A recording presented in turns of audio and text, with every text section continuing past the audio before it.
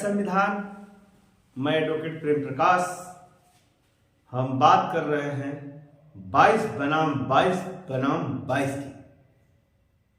आप देख रहे हैं कि आज पूरा देश राम मंदिर के उद्घाटन और राम मंदिर में स्थापित प्राण प्रतिष्ठा के कार्यक्रम के जश्न में पूरा देश डूबा हुआ है। इस जश्न का आलम यह है कि उत्तर प्रदेश की राज्य सरकार और कमोबेश केंद्र शासित प्रदेशों से लेकर के केंद्र सरकार और भाजपा शासित सारे राज्यों द्वारा इसे राजकीय अवकाश घोषित किया गया है और भारत से अच्छे ताल्लुकात रखने वाले देशों को भी इस जश्न में शरीक होने के लिए प्रोत्साहित किया गया है। केंद्र सरकार और राज्य सरकार ने मिलकर 22 जनवरी को ही मंदिर के उद्घाटन का कार्यक्रम क्यों रखा, तो आप देखेंगे कि 22 के पीछे 22 कारण हैं जिनको छिपाने के लिए, 22 नाकामियां हैं जिनको छिपाने के लिए, 22 काले कानून सरकार ने बनाए हैं जिनको छिपाने के लिए, और सरकार जन विरोधी कार्यक्रम लगातार कर रही थी और उस पर लोगों को बाबा साहब याद आ रहे थे, बाबा साहब की प्रतिज्ञाएं याद आ रही थी।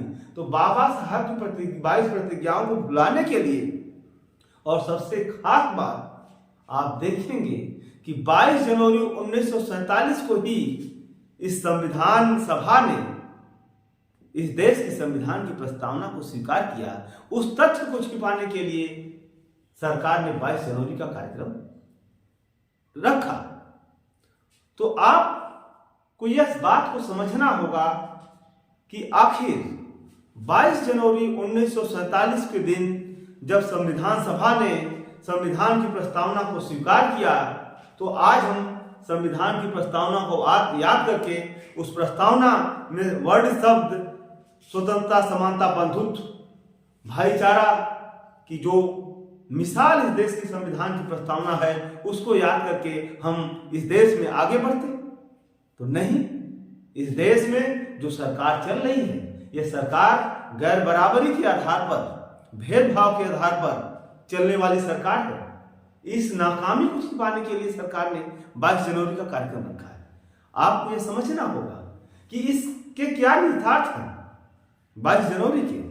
तो आपको इस बात को समझ में आएगा कि बाबा साहब ने जो 22 प्रतिज्ञाएं इस देश के लोगों के सामने जब 1956 में वो शपथ ले रहे थे, 22 प्रतिज्ञाओं का शपथ दिलवा रहे थे, तो उसमें उन्होंने कहा कि हम हिंदू देवी देवताओं को नहीं मानेंगे, हम रामकृष्ण को नहीं मानेंगे, हम लक्ष्मी गणेश को नहीं मानेंगे, हम मदिरा पान नहीं करेंगे। और उन्होंने 22 प्रतिज्ञाओं में इस देश के लोगों को आम नागरिक बनने के लिए, एक अच्छा इंसान बनने के लिए, भाईचारा कायम करने के लिए, बुरी आदतों को छोड़ने का उन्होंने एक तरह से उपदेश देने का काम किया, लोगों को प्रेरित करने का काम किया। तो सरकार बाबा साहब की 22 प्रतिज्ञाओं के खिलाफ इस देश में लगातार काम कर रही है। तो वह जो सरकार का काम है, जो संविधान विरोधी कार्यक्रम है, जो बाबा साहब की 22 प्रतिज्ञाओं के खिलाफ कार्यक्रम है, उस प्रतिज्ञाओं को लोग भूल जाएं, इसलिए 22 जनवरी का कार्यक्रम। सरकार ने इस देश में मजदूरों के खिलाफ कानून बनाया, सरकार ने इस देश में ड्राइवरों के खिलाफ कानून बनाया, सरकार ने इस देश में एक के बाद एक किसानों के खिलाफ कानून बनाया। दूसरी बात, सरकार ने 22 काले कारनामे किए हैं। अगर उन 22 काले कारनामों को आप एक एक करके विश्लेषण अगर आप खुद से कर लेंगे तो आपके रूह कांप जाएंगे। इस देश में महिला पहलवानों ने इस देश के लिए मेडल जीता, पूरा देश उनके झंडे को सलाम किया।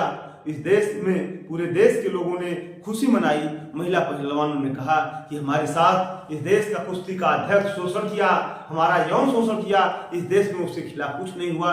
यह काला कारनामा है। आप देखेंगे कि बीएचयू जैसे संस्थान में जो प्रधानमंत्री का संसदीय क्षेत्र है, यहाँ पर गन पॉइंट पर गैंग रेप होता है, लेकिन इस देश का सांसद के संसदीय क्षेत्र में जो प्रधानमंत्री भी हैं उस पर आज तक कार्रवाई नहीं हुई।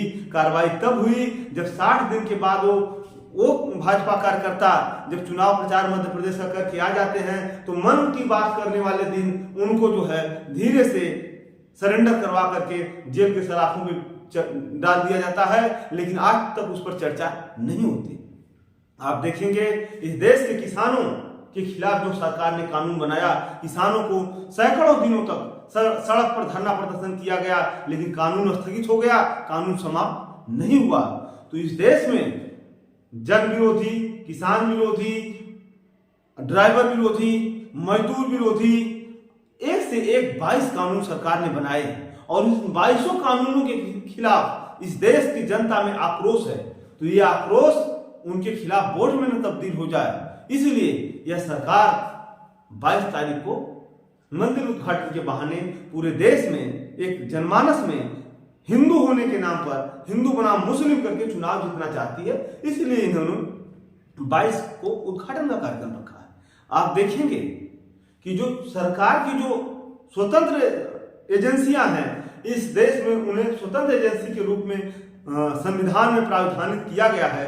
चुनाव आयोग, ईडी, सीबीआई और भी जितनी मीडिया, न्यायपालिका, आप देखेंगे कि पहली बार इन संस्थानों पर सरकार ने कब्जा करने का कोशिश किया है और एक तरह से कब्जा करने का काम किया है। आप देखेंगे कि जिन जिन विपक्षी दलों ने सरकार की नाकामियों को छिपाने का काम किया, उन विपक्षी दलों के खिलाफ ईडी का समन हो गया, उनकी गिरफ्तारियां हो गई, सीबीआई का रेड पड़ गया। आप देखेंगे कि उनके खिलाफ जांच हो गई और जैसे ही वो सरकार में शामिल हो गए, सरकार को समर्थन दे दिए, उनके खिलाफ आवाज उठाना बंद कर दिए, वो निरमा पाउडर की तरह धुल करके साफ हो गए।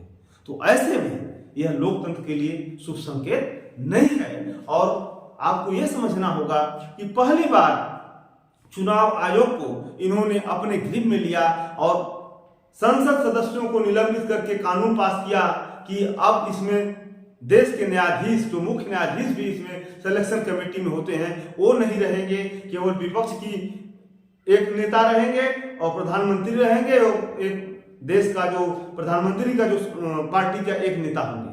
तो ऐसे में आपको यह समझना होगा कि यह लोकतंत्र क्या कहीं खतरे में तो नहीं है राम मंदिर के बहाने?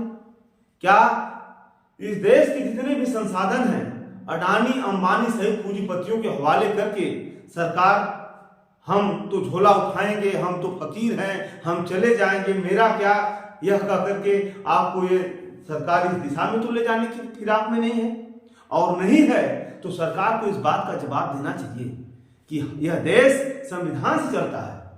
आप राम मंदिर का उद्घाटन करिए, इसमें देश की जनता को कोई इतराज नहीं है, लेकिन राम मंदिर के नाम पर देश के शिक्षा संस्थानों को बंद करके देश को राजकीय, ये राज्य का काम नहीं है, ये धार्मिक क्रियाकलापों में लगे धर्माचार्यों का काम है। और आपके धर्माचार्य जो हिंदू अगर धर्म की बात है तो चारों शंकराचार्य इसका बायकॉट कर रहे हैं, इस कार्यक्रम में आने से मना कर दिए। और मंदिर आधा अधूरा है, लोगों को कहना है कि इसको पूरा होने में 3 साल से ज्यादा का समय लगेगा, तो आप आधा अधूरा मंदिर का निर्माण क्यों कर रहे हैं? और मंदिर का निर्माण भी आप जिस स्थान को जीते हैं सुप्रीम कोर्ट के निर्णय के आधार पर, उससे 3 किलोमीटर दूर बनवा रहे हैं। तो इस बात से यह स्पष्ट है कि यह धर्म नहीं, यह धंधा है और यह धंधा का फायदा केवल और केवल ब्राह्मणों को मिलेगा, मनुवादियों को मिलेगा, इस देश के सवर्ण मानसिकता के लोगों को मिलेगा। क्योंकि इस अगर ये धंधा चलेगा तो इसमें पिछड़े जाति के लोगों का क्या होगा, इसमें अनुसूचित जाति के लोगों का क्या होगा, इसमें अनुसूचित जनजाति के लोगों का क्या हिस्सेदारी होगा? क्योंकि लड़ाने के लिए तो आपने सबको हिंदू बना दिया, उमा भारती से लेकर के आपने जो है लालजी टंडन से लेकर के आपने विनय कटियार से लेकर के सबको आपने, कल्याण सिंह से लेकर सबको आपने झोंक दिया। लेकिन ट्रस्ट में किसको आपने रखा? क्या किसी पिछड़े को, क्या किसी SC ST को, किसी अन्य व्यक्ति को आपने रखा क्या?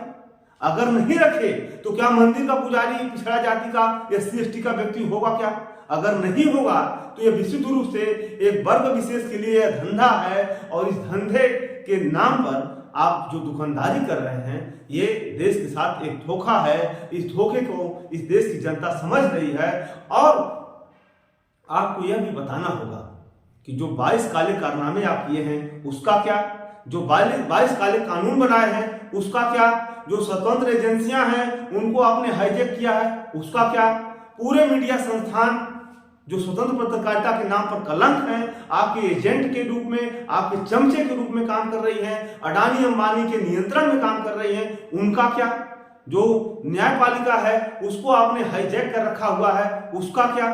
तो क्या हम राम मंदिर के बहाने राम राज्य में शंभू की हत्या होगी, हम उस राम राज्य की कल्पना करें कि इस राम राज्य में सबको अपना धार्मिक स्वतंत्रता, अपने धर्म का आचरण करने का, सबको लोकतंत्र में उसको शिक्षा, स्वास्थ्य, रोजगार का उसको अवसर मिलेगा, हम इसकी कल्पना करें। आपको इस बात को बताना होगा।